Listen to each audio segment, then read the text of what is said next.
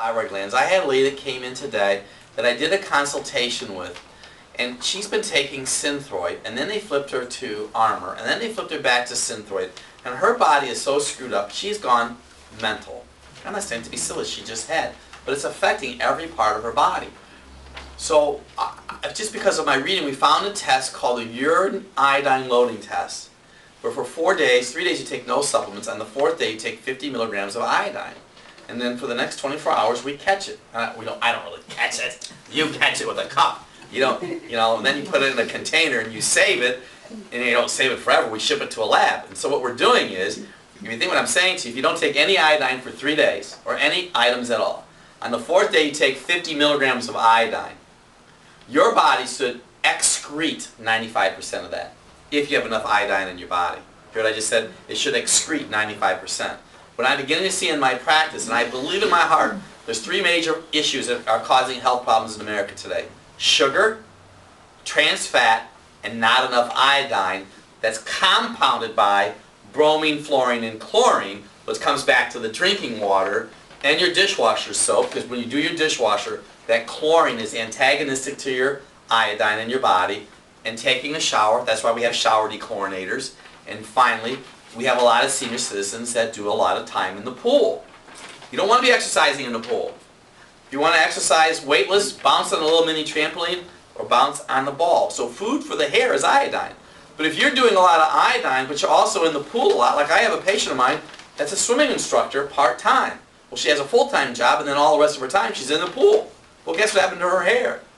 It turned totally white-gray when she was in her 40s. And it was because, so cold hands and cold feet are very common.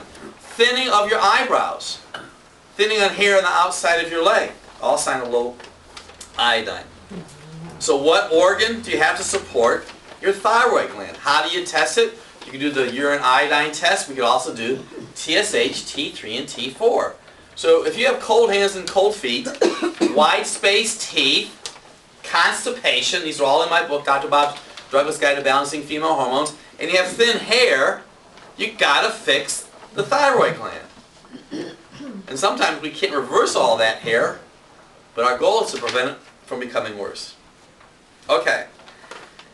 Nails tell you so much about the body: digestion, protein, and sugar. These nails are important. I talked to you earlier about peeling nails. We use a product in our practice called Zypan. It's a whole food digestive enzyme. If you pass gas and your nails are peeling, you need to support your digestion. If you have pain in your abdomen right after you eat, it usually means you need a digestive aid. If you have pain an hour or 2 afterwards and you are bloated, you're like, whoa, your belly's bloated up. I had one guy that bloated so bad that he bought pants that were like tuxedo pants, that after he'd eat, he'd unclip them because his belly would go out. I thought, oh man, I've never seen anything like that. Actually, 2 people in my life were like that. They both had liver gallbladder problems. He said, well, so what are you telling me, Dr. Bob? If you have pain 2 or 3 hours after you eat, you have gallbladder issues. If you have pain immediately after you eat, now this is not set in stone, I'm just talking to you right now. It means that you might need a digestive aid. The digestive aid can affect your nails. I've had people whose nails got better just by adding minerals to their life. I had people whose nails got better by adding a digestive aid. I've had people whose nails got better by adding iodine. Do you understand where I'm coming from? So I don't know what your problem is, but these are all the different possibilities. So we use iodine. I personally take 25 milligrams of iodine every day. I take 2 high-potency iodines called iodoral. You can take up to 50 a day, up for 3 months. You should be able to go outside when the temperature is 30 or 35 degrees for a moment or 2 and not freeze to death. That means you should be able to go and pick up your newspaper and not come in the house blowing your hands and doing jumping jacks as you're freezing. Because your core temperature is too low. Because I'm going to tell you seriously, men, if you don't have enough body temperature, from what I'm learning, you're going to have prostate cancer. Because iodine is important for that prostate gland. Zypan, if you're passing a lot of gas, digestion immediately after eating, you can take 1 digestive aid with each meal, Zypan. Adrenal tissue. Now, adrenal tissue, the adrenal gland is a very important gland.